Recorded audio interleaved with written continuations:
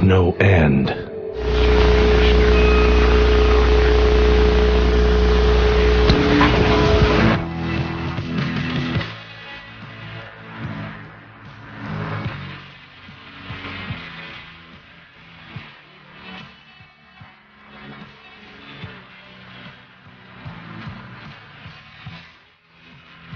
Following is a speech given by Geoff Stirling, President, Apache Communications International, to the Daily News Banquet. And to sort of set our feet in the right direction, than to ask a man who must be one of the great communicators in Canada to come, if he would, and say some words to us that we felt could be of value to a company that's in not too different a condition from the one in which yours was when Jim Toms and I first went to work there. We were struggling. We had pretty big odds to overcome in the early 1950s. It was an uphill battle. There was a lot of innovation that in large part wasn't understood. There were people around who just didn't appreciate the violation, if you like, of convention, who didn't understand or like change. And against all those odds, the station and stations for which we then worked have become, shall we say, modestly successful in this country. And I mean in this country. So it seemed to me that if we were to look for guidance, we could go to no better source than one of the two men who inspired the growth of that entirely Newfoundland company into something pretty big in the communications industry in Canada. So for that reason, we asked Geoff Stirling, who really doesn't need any introduction. Everybody knows his name. I think everybody knows his face in Canada and outside to a large degree. We could do no better than ask Geoff Stirling would he come and have a bite to eat with us and say some things that we and others could perhaps benefit by. And so he's here tonight, and he and I haven't always agreed, but heavens, if everybody agreed, it would be a pretty dull world in which to live. And I hope tonight he says something that I don't entirely agree with, because at least in that case it will make me think. Geoff, it's a great pleasure to now ask you to talk to the staff of the Daily News.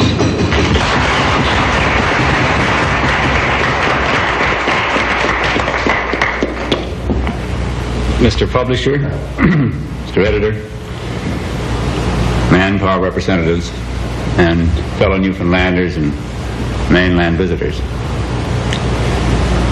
There's nothing I don't think quite as inspiring as to see a group of Newfoundlanders creating a new organization. It's a hard battle to start a new newspaper, really, because what has happened here is through the energy and the determination and the courage of your publisher and your editor, and those of you who have come around that, to build together a new morning paper is now becoming very obviously successful. Despite the discussions you may have had today, I'm sure they're all very worthwhile, and that from them will generate the additional energies and the additional kind of thing that makes a newspaper, makes any organization successful. The Newfoundland Broadcasting Corporation in the early days, when Jim and Bill were some of the earlier executives, started off very small. We had, I think, 32. We now stretch across Canada as one of the owners of the CTV network, and we have many hundreds of employees. Our biggest problem is to find new employees. We have another 125 jobs opening up in Newfoundland. We're going back into the old hometown of your publisher, where CJWN will open in 60 days in what the Japanese tell me will be one of the most modern electronic and small mini network stations in North America. I can't tell you how pleased I am as a friendly competitor to be here tonight and to wish you nothing but success. I look forward to the day when the Daily News is however many pages you want to make it, providing you can make agreement for the ecologists, and probably the day will come when you'll have synthetic paper. Right now, the technology exists, and we've done experiments in Montreal, that we can lay a newspaper down into a home using sideband FM, and it's been done in New York. And in the morning, you just go to your little box, and you take out your newspaper. Now, I'm quite sure that in the next 20 years, the Daily News will get into electronic journalism. It's an inevitable development. It's now possible technically, just as many other things are, that we are beginning to experiment with both here and on the mainland. But many of the things we're doing are way behind the technology. For example, we could put in across Newfoundland small theaters with 24-foot screens, which would give colored television 24 hours a day. You could go in and have coffee and health food stores, and you'd watch 24-hour television inexpensively. We can put in television screens you just pull down from the ceiling. We can transmit both newspapers, and the new cameras that are taking this talk tonight in this event are German cameras that require 1/3 the light that our cameras required 10, 12 months ago, that are 1/3 the weight, that we can move them into the Arts and Culture Center and bring the Arts and Culture Center out to Newfoundland. Because I've never felt that an Arts and Culture Center visited by a few 100,000 or a few thousand really is doing the job until you bring out what is happening inside the walls of the rest of Newfoundland. As a Newfoundlander, I've never really been very fond of Newfoundland jokes. They were always, to me, said with a tinge of superiority. They were always, in many ways, racial in their connotations, and they were generally pretty unfunny unless a Newfoundlander told them to me, and we both laughed together. But I did hear a funny joke the other day on the ferry. And this old Newfoundlander said to me, "Geoff," he said, "the reason Newfoundland jokes are simple is so the mainlanders can understand them." And I thought, well, you know, that's about the way it is. Because as Newfoundlanders, our greatest problem is getting the confidence that we are half as good as we really are. Now, if that sounds a little exaggerated to the mainlanders present, I don't think it is. I watched Dee one night in Vancouver complaining that he was separated from his wife during the games. And I thought, well, that's pretty funny. I was in Montreal at the time. I thought, who but a Newfoundlander would do that? And it was right out front, right, the way he thought, the way he reacted.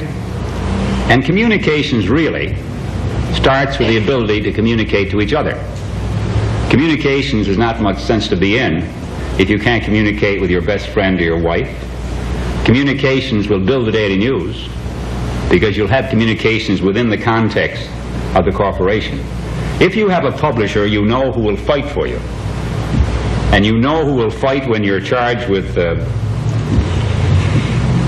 misquoting.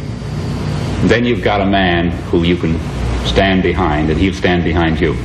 When you have an editor who follows the tradition of Wayfair, Albert Perlin, and those who are celebrating the year 5734 tonight, I'd like to wish them well. He set a tone for the Daily News, a quality and integrity of the columns that made the Daily News not only a very viable newspaper, but a respected newspaper everywhere. Now, in the old days, before television, the evening paper was traditionally the major paper, because people came home and they had 2 or 3 or 4 or 5 hours before they had their cup of tea and went to bed, in which they read the paper and looked at the funnies. Well, television changed all that. Television prime time now starts at 4:30. And television, of course, is prime evening time, and the daily evening papers, as John Bassett found out in Toronto, no longer have that same captive audience, because that's what it is, that you are a captive audience and you have lots of time in the evening to read the paper. Now, I have nothing but goodwill for Lord Thompson, and I'm sure that he will be very successful with his papers in Newfoundland. But it is good to see a daily paper in the hands of Newfoundlanders. Very important, I feel. I do feel that eternal vigilance is very necessary to preserve those things that Newfoundlanders have always held dear, and which to us are the most important things in the world. And the first thing, I think, is freedom to express ourselves, to communicate with each other. Now, we've been over 450 years isolated from each other by tiny settlements, by isolation far more primitive in many ways than many people realize. Because we came out here, most of us, in the course of the 450 years, and our forefathers settled in isolated areas on purpose in many cases, so they couldn't be discovered by British warships who were trying to Shanghai them into service, or other things that were being done. The British government passed a law that made it illegal for Newfoundlanders to build a chimney in their houses. And for 150 years, no Newfoundlander could build a chimney in his house because they didn't want us to settle in Newfoundland. But Newfoundland was settled by free men. They went up the long coves and the inlets, and they got away from the tyranny that was then sweeping Europe.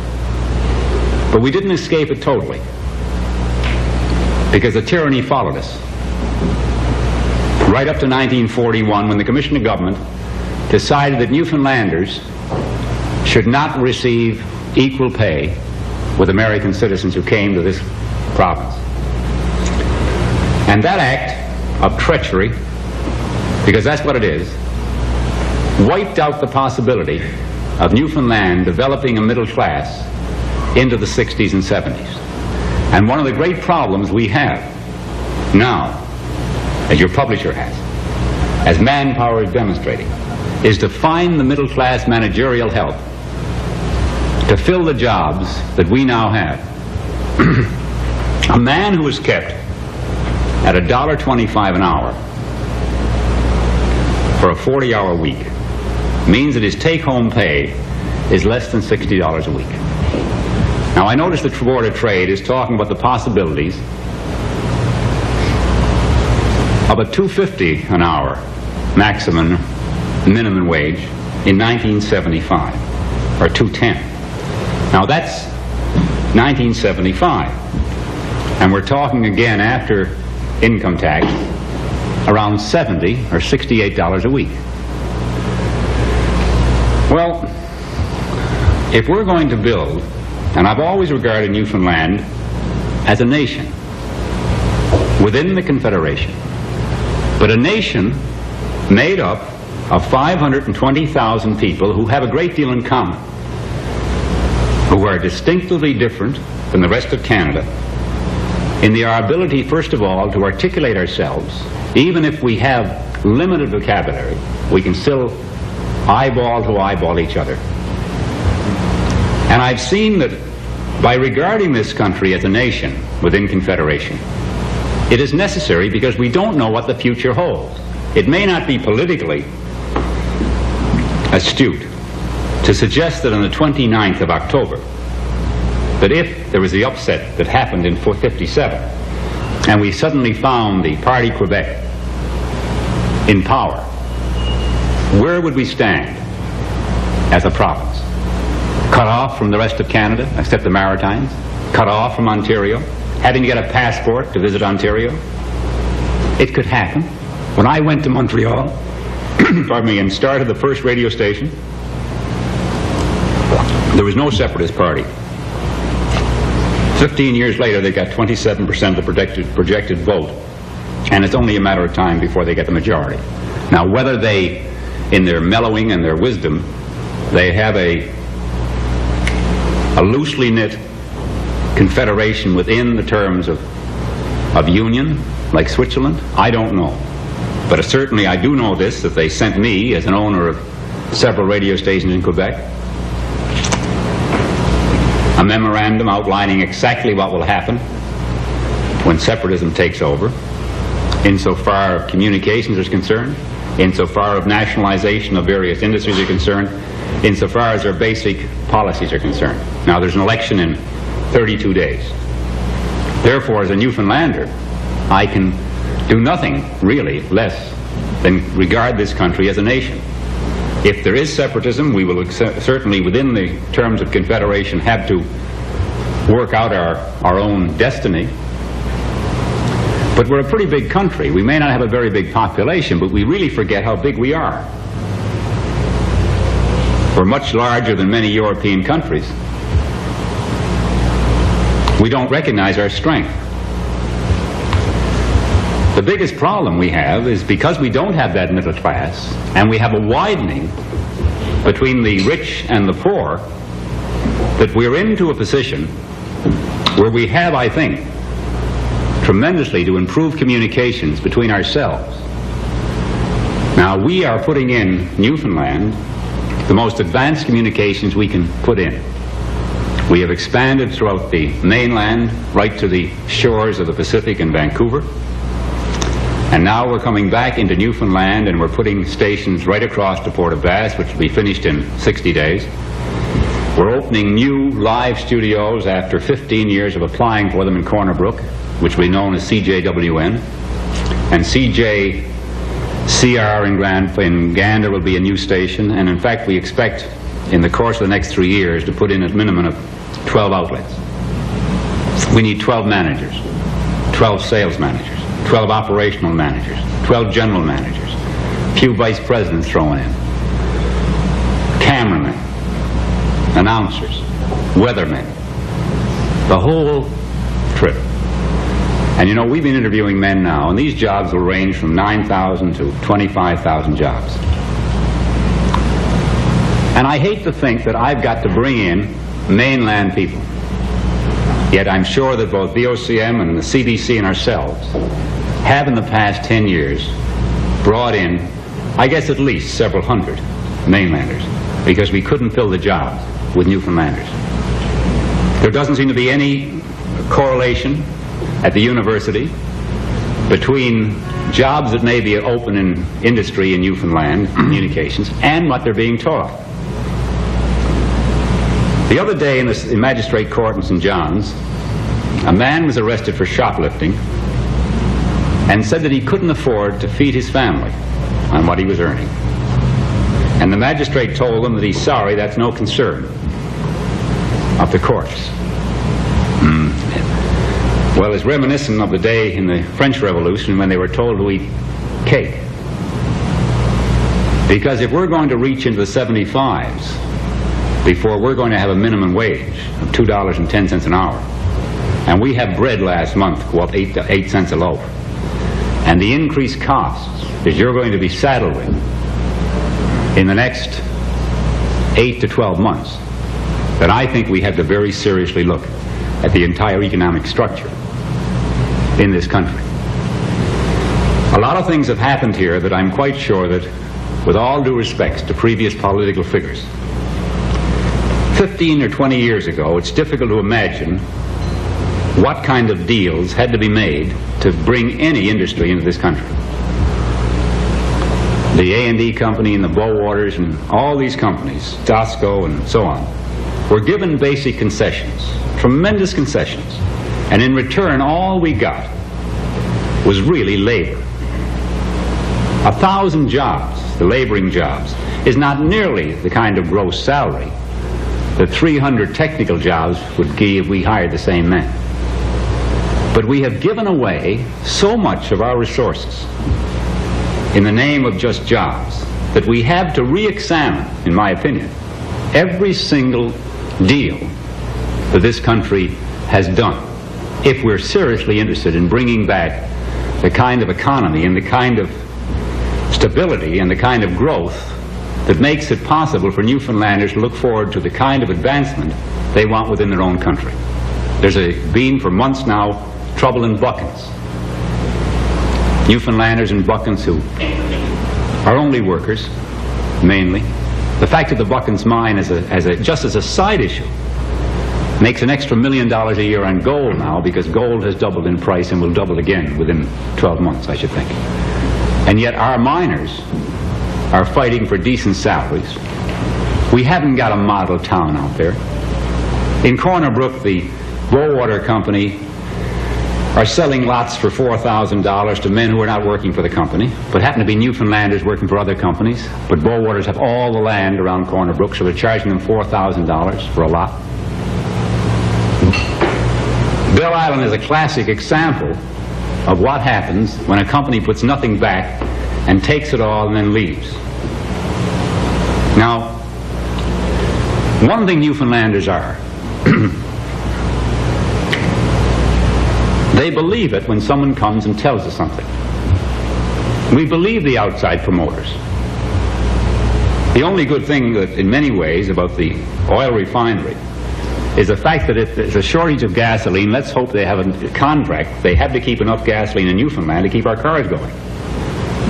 Because the jobs and the side jobs that will come from the refinery are not the kind of jobs that the average wife wants her husband involved in, unless she wants to smell gasoline for her entire lifetime in bed with him. Because that's the kind of jobs you get working in refineries. The quality of the jobs that we're going to do and give and can offer is far more important, I feel, than just a job. But if we're going to do quality jobs, we have to have a projected plan of advancement. We have to have a projected plan for the kind of people who may be interested in that work. And we have to work closely with the universities. And we have to work closely with the government. But the universities here are having the same problem that McGill is having right now in Montreal, and several other universities. In fact, just about every university I know in the country. Many of them are advertising with us, looking for students. I understand the enrollment here in the freshman, which is a key class, is down about 700. Well, that means in 4 years you're going to have a pretty small university. First of all, youngsters are not interested in going and learning a lot of things that are of no value to them. A hockey player, if he starts practicing, can make maybe $30,000 a year by the time he's 19 or 20. A good baseball player can make $20,000. Sports offers an opportunity for young men far beyond many things in business. Even when you're 55, you can make $100,000 playing a lady. And I'm happy to say that Billie Jean won. Because that's a classic example of the boorishness that is involved here in the male-female battle of the wits that seems to be continuing. But the kind of jobs we want to get, and the kind of reasons that young people want to go to universities, and the kind of things that we're looking for, whether your publisher's looking for them to expand his newspaper, or I'm looking for them to expand the Newfoundland Broadcasting Corporation, not only here in Newfoundland, but I'd prefer to hire Newfoundlanders for any stations I have anywhere in North America. But you know, the hardest job I've had is to find them. When I started the first station on the mainland, the first person I hired was a Newfoundlander from Corner Brook. But of all the jobs we had in that first year, about 112 mainland jobs, I could only find 3 Newfoundlanders. And 2 of them didn't want to leave Newfoundland. Now, it is a problem. And the answer to the problem has to be, first of all, know what we're looking for. We have to know the kind of people we want. It's easy for us to tell the university in the next, and I'm sure it's easy for your publisher, and I'm sure it's easy for the heads of all the major businesses in this country to project in the next 2 to 3 years the kind of jobs they'll have available, the salary range they'll have available, and the interesting occupation they'll have available. And then feed that in to the university and relate the university's courses to what's available in Newfoundland. It doesn't make much sense to go to school for 4 years to learn something that has no job availability in Newfoundland. Or no job availability maybe anywhere else for that matter. Because the university is so obsolete with many of their courses that they're no longer relative. And that's exactly why McGill and George Williams and the Montreal University and Laval are all advertising for students. And it's an amazing situation to discover. The projections that we see for communications is the very projections I see in trying to find the people. We can expand. We could probably absorb 100 qualified people a year if we can find them. But we can't find them in Newfoundland. I didn't know till I talked to your publisher tonight the extent of the illiteracy in this country, that there's still 85,000 people who are really semi-illiterate. Now, there has to be an answer to this. We don't have to say, well, they have no hope for their lifetime.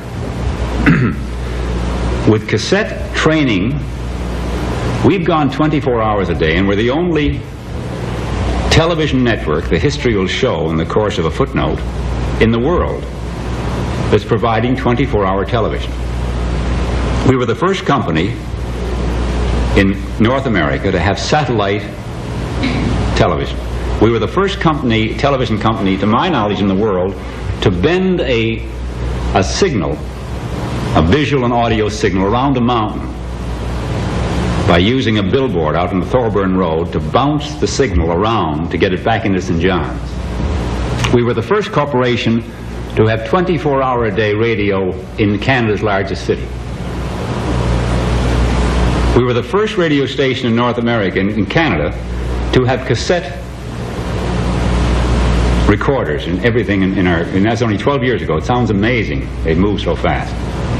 The new installations we're putting in Newfoundland will have some equipment that won't be finished in Japan till October. It's the brand new equipment that can be replaced and new generation equipment put in. We're the first television station down here to have colored television. We'll have it across the country within 60 days. We've done a lot of firsts in Montreal too, and we've done a lot of firsts in Windsor, Detroit. And in Windsor, Detroit, I'm competing against 32 other stations, 11 UHF and VHF television stations, and 5 newspapers. And we're having a lot of fun. And we managed to gross $1 million our first year. And I have yet to see any indication that our Newfoundland employees weren't equally as brilliant as anybody we've ever found in the mainland. We sent some men from here down there for training, and they came back, and they're now the leaders in their field, and they're beating out many of my mainland salesmen. We're going to continue the training process. In fact, we're setting up a training school where we'll send some of our people to Arizona, to our stations down there, and to other stations across Canada, so they can get a cross-fertilization of creative thinking. Because the biggest thing that we have as Newfoundlanders is to get the confidence that we can do it. I'm sure that as Dee goes across Canada and we all travel back and forth across the world, and this is true of everyone in this room, we suddenly realize we can do it. I'm sure that Aubrey is quite capable, and was 35 years ago, to walk into a studio in New York City and do a show anytime he wanted. And without any doubt that it would be probably better than the guy who's replaced. That Don Jameson could have walked in and done a television show as he did in CJON without any notes and did the budget speech, and we had to hire 5 guys to do the same show when he left. I'm sure that Joe Smallwood is probably one of the greatest orators in the world. That Harry Muse, that Andy Colonel, the previous, who was always my great hero, one of the mayors of St. John's, every Newfoundlander, seems to me, including your publisher, is quite capable of getting up and going into an hour speech at the drop of a hat. And there's only 520,000 of us. It's really amazing. I mean, we don't even see it. We're so close to the trees that we don't realize that if a child who may grow up in some totally isolated area of this country was taken right now to Japan, that child would grow up in 6 years speaking Japanese. That we can take a Newfoundland child at the age of 3 or 4 weeks and he can become anything he wants to be. When we look at it that way, we start to realize the terrifying inferiority complex that we have been sort of psychoed into over the years. with the commission government, making us sit by a bulldoze operator who's making $10 an hour, and we're getting $1.50 or $1.25. Or some of the Newfoundlanders who ran Fort Pepperell after it closed down, or the Americans pulled out, and ran it just as efficiently, and maybe got $800 a month when the American who was running it was get $3,000. I figure Newfoundlanders are owed millions of dollars by the British government for the rip-off they took in the early 40s. It was a rip-off much more significant, I think, than just money. It was a state of mind. Here we had been a loyal British colony, the oldest colony in the British Empire. Now, I happen to be and have great respect for the monarchy. I think there's not many alternative systems, no matter how we may think. But the monarchy stands, as I understand it, for the same basic things the American Constitution stands for, which is life, liberty, and the pursuit of happiness. And that means that you have to have an acceptance that every human being within that empire has equal rights. And we were denied that in 51, 41, and 42. And it was a frightful thing to take place, because in that lost period of time, when those millions of dollars, when these men getting $10 an hour instead of $1.25, their sons today would have all been college educated. We would have established that middle class that we still don't really have. We're just beginning to have it. And that's why the managerial class in Newfoundland is so difficult to find. We see the Water Street firms, they go to England recruiting people. We've had to go to the mainland because we haven't built the middle class. A father who's a fisherman, it's a big, long road for his son to the managerial level. Because he's 16 or 17, he's a little... he doesn't realize the psychic problems it has. You go to school and you really haven't got the right clothes. You come into St. John's and you don't really have enough pocket money to do anything. You can't afford to buy a uniform to play on a team.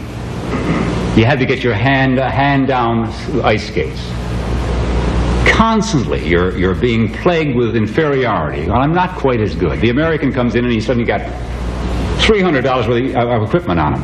Well, I'm here with two old magazines stuffed down inside my socks and a hockey stick to play against them. Now, that's the kind of thing that took place in this country. And Newfoundlanders were ripped off so outrageously that it really makes me burn to think that they were taken that badly. Well, we happen to have communications now. You have a daily paper, thank God. You really have to think it through. If you put down on a list, what is your occupation? And you say laborer. Well, that's dangerous. Because if you call yourself a laborer, that's what you're going to be. If you call yourself a research director, if you call yourself a filmmaker, if you call yourself a journalist, if you call yourself a storyteller, if you call yourself a apprentice, but don't accept the fact you're just a laborer. Once you have limited your own potential, you have a tremendous psychic job to overcome that limitation. Our minds are strange things. If I look at a distance, as I used to, when I decided I wanted to break the Newfoundland high jumping record, I was about 13 years of age. And Billy Cotter had the record. And Billy had done 5'7" ¾ So I marked up 5'7" ¾ and for the next 3 years I looked at it until I went higher.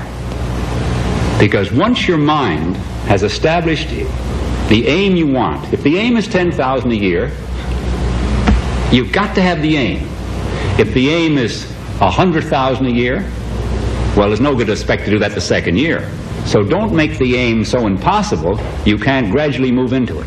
But one of the funniest things happened. We've had men who have set their aim at 10,000 a year. And when they reached 10,000, they stopped. And we'd moved them to another city, only this time they'd make the 10,000 in 6 months. But they didn't get beyond it. Our hardest problem was saying to them, and maybe, philosophically, I accept the premise that that maybe that's very wise. If the man will set his aim and say, how much is enough, And once he has established how much enough is, he then gives his full attention to the quality of life and living, then why go on beyond that point?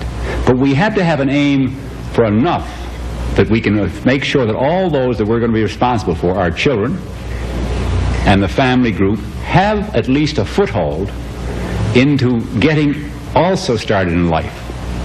And therefore our aim has to be high enough for the responsibility that eventually will be ours to look to. But to set the aim is very important. If the aim of Jim is or Tom or Bill or anybody is that, okay, in 2 years I want $2 million a year, I want an average paper of 48 pages, whatever it is, we got to establish it. It isn't enough to drift, because if you drift, you're inclined to accept moderate success, and that's not good enough. It's better to be totally successful, and then you can decide what you want to do. Then set new aims. Then your aim may be to quit it all.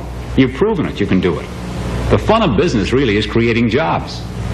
Particularly if those jobs are qualified jobs, that suddenly you can look at people, as we do in this country, who we've known for 30 and 40 years, who have been with us in different things, and we look forward maybe the next 10 years of tripling the number of jobs we've created. What other aim can we have? Increased communications. Automatic success will come with it. And if we have 500 or 800 Newfoundlanders and another 500 or 600 dependents, we got 2,000 or 3,000 employees. That's a pretty good aim till we can get a better one. But if we look forward to 1975, before they're going to get $65 a week, while we get in our car and drive to our country club, then I think we got to examine ourselves very carefully in the mirror the next morning and say, now, just where is your head? Because one thing that this country has, when we talk about the Catholics, and we talk about the Protestants, and we talk about the Methodists, and so on, it does have a religious base. Now, what is a religious base? Well, a religious base, to me, is that we're not here alone. That the good Lord has put us here. It's a fascinating life. We can do nothing but enjoy it if we want to. We can be miserable if we want to. Or we can have a happy, stimulating time, refusing to be worn down by those who would wear you down, by the negativity of the world, waking up each morning and saying, well, this is the first day of the rest of my life, and I'm going to make the most of it. And the first thing I'm going to do is, if I ever have a fight with a man, I said this one to a guy,